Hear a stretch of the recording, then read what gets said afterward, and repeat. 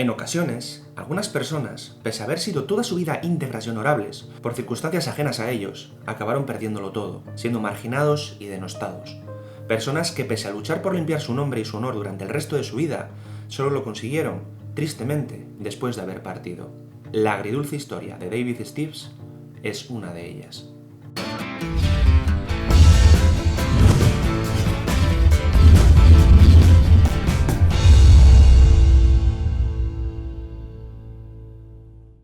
¿Qué tal, gentecilla? ¿Cómo estáis? Para la historia de hoy tenemos que viajar en el tiempo apenas 60 años. Tenemos que irnos concretamente hasta el 9 de mayo de 1957, momento en el que el primer teniente David Steeves, de 23 años y piloto de las Fuerzas Aéreas estadounidenses, despegó de la base aérea de Hamilton en Oakland, California, con destino a la base aérea Craig, cercana a su ciudad natal, Selma, en Alabama, a bordo de su biplaza de entrenamiento Lockheed T-33A Shooting Star. En el trayecto debía sobrevolar Sierra Nevada, la cadena montañosa que se reparte en los estados de California y Nevada, donde muchas de sus cumbres alcanzan o superan los 4.000 metros de altitud. Justo en ese tramo, el avión de Steve sufrió una explosión en la cabina, cuyo origen no estaba determinado. Esto hizo que nuestro protagonista perdiese el conocimiento y, cuando volvió en sí, se encontrase la cabina llena de humo y con el avión cayendo en picado hacia las montañas. Lógicamente, la única posibilidad que le quedaba a David era eyectarse, y así lo hizo, sin tiempo siquiera para poder emitir una señal de socorro. Eran las 11:45 del 9 de mayo de 1957.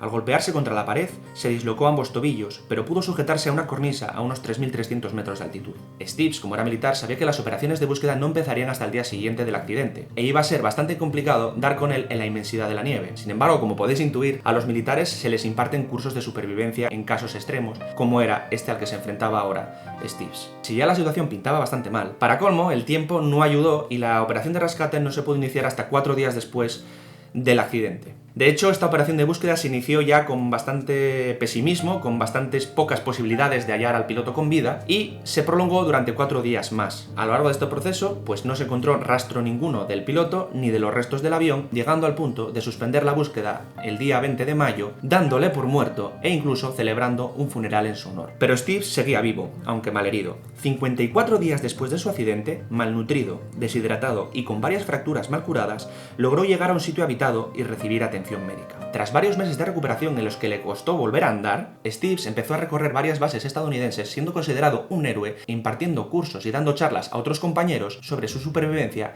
y su experiencia personal. Aparentemente su pesadilla había terminado, pero por desgracia no había sido así. Desde el mismo momento que Steeves había aparecido, las fuerzas aéreas americanas comenzaron a buscar los restos del fuselaje del avión, y esto era por una sencilla razón. La versión biplaza del T-33 era un objetivo para el espionaje soviético, y si habéis atendido a la fecha que os he hablado al principio del vídeo, nos encontrábamos en plena Guerra Fría. Los restos del avión no aparecieron y se empezó a sospechar de que el teniente Steeves ocultaba algo. Esta reacción de desconfianza fue eco de los últimos coletazos del macartismo en Estados Unidos, término que alude directamente al senador conservador Joseph McCarthy.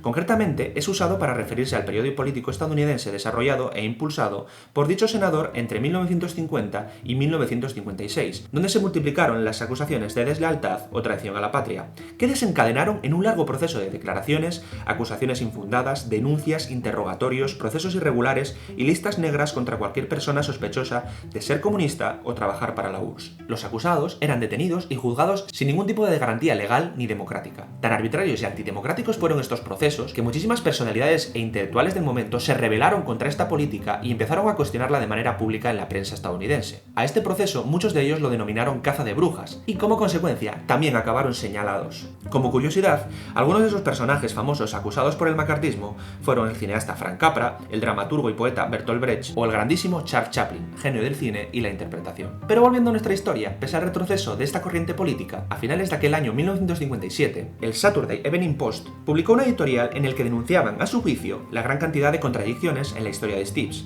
trayendo como consecuencia que las fuerzas aéreas comenzaran a investigar de manera intensiva a su héroe. Finalmente, un tribunal militar, presionado por sectores herederos del macartismo, le juzgaron como un presunto traidor y desertor a su patria, acusándole directamente de haber vendido el prototipo a los soviéticos. A pesar de que el fiscal no pudo hallar ni una sola prueba en su contra, y de que lógicamente Steeves fuese declarado inocente, su carrera militar quedó totalmente arruinada. Debido a esto y a la enorme presión que ejercieron los medios de comunicación sobre la vida de Steve, su mujer no pudo soportarlo más y también le abandonó. Además, empezó a ser rechazado y denostado de manera pública por considerarle, a pesar de haber demostrado que era inocente, como un espía ruso. Steve, caído en desgracia, no le quedó más remedio que reinventarse y se convirtió en piloto comercial y empezó a diseñar prototipos de paracaídas. Sin embargo, pese a toda esta presión que ejercieron sobre él siempre mantuvo en la cabeza la idea de limpiar su nombre. Así que pasó los siguientes 8 años de su vida en sus ratos libres, explorando Sierra Nevada buscando los restos de su avión, aunque desgraciadamente sin éxito. Para colmo de desgracias, en 1965 y para colmar toda esta historia tan triste y tan agridulce, probando uno de sus prototipos de paracaídas, Steve sufrió un accidente y se mató, siendo enterrado por segunda y definitiva vez a los 31 años de edad. Pese a lo triste de todo esto, irónicamente y quizás por un poco de justicia poética, 12 años después, en 1977, un grupo de Boy Scouts que se encontraba haciendo una excursión en los alrededores del Parque Nacional de Kings Canyon, a más de 80 kilómetros de donde Steve fue rescatado, encontraron por fin los restos del fuselaje de su avión. Después de conocer estos hechos, el ejército estadounidense y sobre todo la prensa no tuvo más remedio que retractarse y limpiar el nombre del teniente, escribiendo varias editoriales y emitiendo una nota oficial exonerando de los cargos de traición y de espionaje que le habían destrozado la vida. Al final, David Steves consiguió limpiar su nombre, pero tristemente solo después de haber muerto. Y bueno, llega el momento de preguntaros a vosotros, después de esta historia tan, digamos, agridulce, anticlimática que os traigo al canal, ¿qué opinión os merece? ¿Conocéis alguna parecida? Porque a lo largo de la historia ha habido unas cuantas de estas. Y sobre todo me interesa preguntaros una cosa, ¿qué moraleja podemos extraer de todo esto? No sé, dejádmelo en el cajón de comentarios, lo tenéis a vuestra disposición como siempre para dejarme vuestras opiniones, vuestros pareceres, vuestros datos, que son muy enriquecedores y al fin y al cabo es lo que hacen del Cubil una gran comunidad. Por mi parte, deciros que muchísimas gracias de nuevo por estar al otro lado de la pantalla, por haber visto este vídeo y sobre todo, si os ha gustado, que lo apoyéis con vuestro like, que lo compartáis en vuestras redes sociales y si es la casualidad que es la primera vez que paséis por aquí, que os suscribáis al canal. Nos vemos la semana que viene con más historia aquí en el Cubil, cuidaros mucho, pasáoslo muy bien, aquí Peter, chao.